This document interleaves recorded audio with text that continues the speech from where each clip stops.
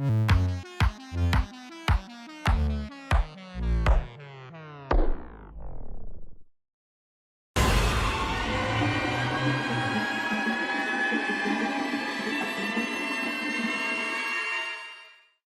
everyone, and welcome to Wicked Encounters, where we explore just what goes bump in the night.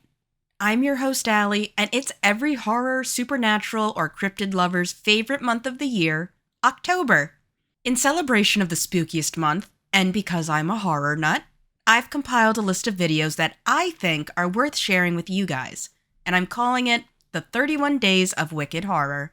As this is the second day of October, I'll give you a bit of a reminder on how I've selected these videos. First off, none of the videos are going to be older than 20 years, so we can add some newer videos to our must-watch lists instead of continuing to repeat the same ones from 50 years ago. Looking at you, Halloween. Secondly, I will be providing the synopsis and plot of the movies for those who may not like surprises or just want to listen to know what the movies are about. There will be a slide letting you know when we're coming up on it, and I'll let you know where it's safe to click on in the timestamp here and the chapters in the timeline.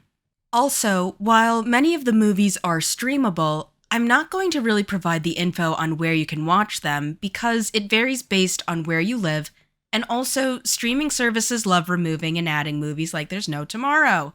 Yay, licensing! Finally, I'm going to give you some reasons as to why the movie stands out and why I think you'll like it. So, second on our list is Get Out. A bomb is a terrible thing to waste. Get Out is a 2017 American psychological horror film that was written and directed by Jordan Peele in his directorial debut and produced by Blumhouse Productions, QC Entertainment, and Monkey Paw Productions. But what about it actually makes it stand out in the horror genre? Well, Get Out is more than just a horror film. It's a sharp and incisive commentary on race relations in America. The film uses horror to explore the insidious nature of racism, particularly how it can manifest in seemingly liberal and progressive spaces. The concept of cultural appropriation and the exploitation of Black bodies are central themes, making the horror deeply relevant and resonate. Get Out is a pretty original concept.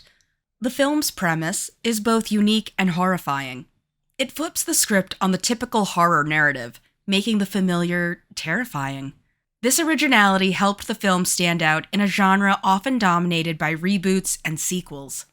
Then there's the horror itself. The horror in Get Out is as much psychological as it is physical. The concept of a place where Chris's consciousness is trapped serves as a powerful metaphor for the feelings of powerlessness and marginalization that many people of color experience. This psychological aspect adds depth to the horror and makes it more unsettling. As a director, Jordan Peele expertly builds suspense through tension and atmosphere, rather than relying on jump scares, which I'm very thankful for. The slow creeping realization that something is deeply wrong creates a constant sense of unease, keeping viewers on edge throughout the entire film. Let's not also forget the strong performance from the actors and actresses. Daniel Kaluuya's performance as Chris is compelling and emotionally resonant, earning him an Academy Award nomination. His portrayal of fear, confusion, and eventual determination drives the film. Allison Williams, Catherine Keener, and Bradley Whitford also deliver memorable performances that contribute to the film's chilling atmosphere. Of course, there's also the cultural impact. Get Out resonated with audiences and critics alike, becoming a cultural phenomena. It sparked discussions about race, privilege, and the subtler forms of racism that are often overlooked. The film's success showed that horror could be a powerful vehicle for social commentary, paving the way for other socially conscious horror films. This is actually one reason why I want to stick to films that are released within the last 20 years. Horror has always been used as social commentary for current issues that are going on in the world, whether we like to accept that or not. Get Out also masterfully blends horror with dark humor, satire, and, once again, social commentary. This combination makes the film engaging on multiple levels for people of all walks of life. It appeals to both horror fans and those who are interested in the film's deeper message. Finally, the film is filled with twists that subvert audience expectations. These twists are not only surprising, but enhance the film's thematic depth.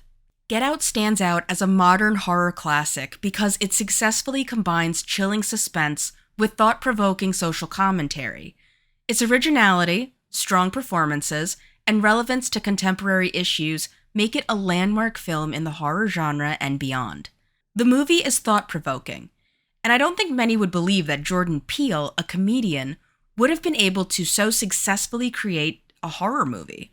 Yet he has created an impact with his film that is rarely reached by directors in any genre, and us horror nuts are fortunate enough to have it in our favorite genre. Now, let's get to the plot. Unless, of course, you're skipping, in which case I will see you in just a second.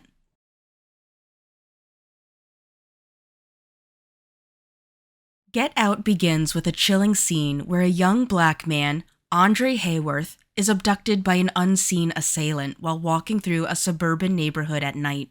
This sets the tone for the unsettling and racially charged horror that soon follows.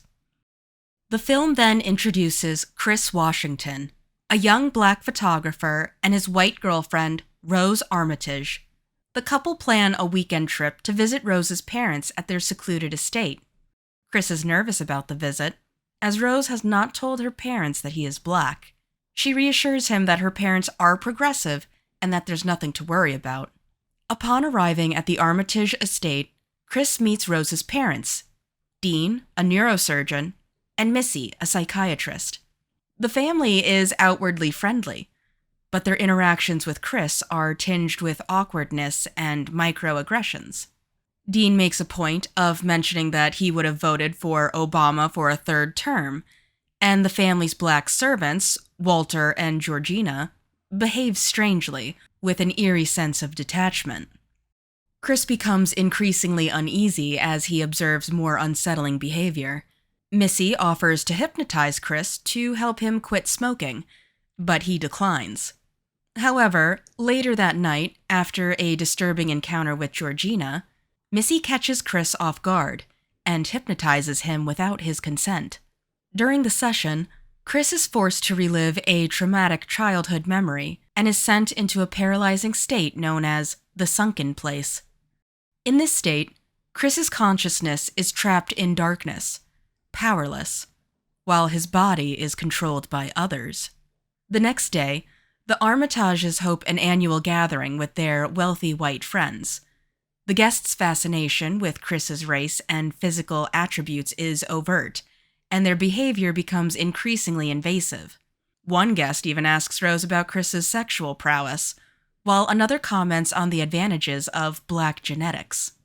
Meanwhile, Chris meets Jim Hudson, a blind art dealer who expresses genuine admiration for Chris's photography. At the party, Chris sees Andre, the missing man from the opening scene, now dressed in preppy attire and acting strangely under the name Logan. When Chris tries to secretly photograph him, the flash of the camera seems to snap Andre out of his trance, and he urgently warns Chris to get out. Disturbed, Chris tries to convince Rose to leave, but as he prepares to go, he discovers a hidden box of photos showing Rose with several black partners, including Walter and Georgina, implying that she has been involved in their disappearances. Chris realizes that Rose is not the innocent girlfriend she pretends to be, but part of a sinister plot. As Chris attempts to leave, Rose and the Armitages reveal their true intentions. The family has been abducting black people and using Missy's hypnosis to incapacitate them. Dean then performs a surgical procedure to transplant the brains of their white clients into the bodies of their black victims, allowing them to live on in younger, stronger bodies. Jim Hudson has been selected as the buyer for Chris's body, intending to use Chris's eyes to regain sight. Chris is captured and tied up in the basement, but he uses his wits to escape, turning the tables on the Armitages. He ends up killing Dean, Missy, and Jeremy, Rose's brother, in a violent struggle. As he tries to flee, Rose and a brainwashed Walter pursue him. But Chris manages to break Walter out of his hypnosis, causing him to turn the gun on Rose, and then himself. In the film's final moments, a bloodied Chris is standing over a dying Rose when a police car arrives. Given the racial tensions and the state of the scene, it seems that Chris might be wrongfully blamed for the violence. However, the driver turns out to be Chris's friend Rod, a TSA agent who has been worried about Chris's safety. Rod helps Chris escape, and they drive away, leaving the horrors of the Armitage estate behind. And so the film ends.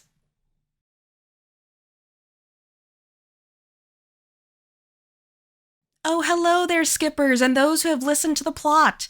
By the way, to the skippers, I don't mean it in a negative light. I'm genuinely glad you're holding out to see the movie for yourself, and I hope you'll let me know what you think of it in the comments once you've done so. For everyone else, I hope the plot sounded intriguing enough for you to see it yourself, because it genuinely is such a ride going through it. It's rather interesting to see how racism can take many different forms. It's not just the blatant, outright hatred that some people can have just because someone's of a different race, but things like saying, "I'd have voted for Obama for a third term." I mean, we get it. You're trying to seem supportive in a very weird way. Anywho, I have 29 more movies I'd love to share with you. What do you think they could be? How do you feel about Get Out being on the list? Would it make it onto yours? What do you think of Jordan Peele as a horror movie director? Let me know in the comments. I'd love to discuss horror more in depth with you all, so feel free to join the Wicked Encounters Discord server. If you like what I do and want to support me, maybe consider liking the video, subscribing to the channel, and clicking that little bell icon so you know when I post. If you want to support me in other ways, maybe check out my Patreon. Speaking of patrons, I'd like to give a big thank you to mine, Nakala and Beefalump. You guys are great, and I'm so very happy to have your support. Well, that's all I've got time for today. Until tomorrow, I'm Allie, this is Wicked Encounters, and I'll see you next time. Bye!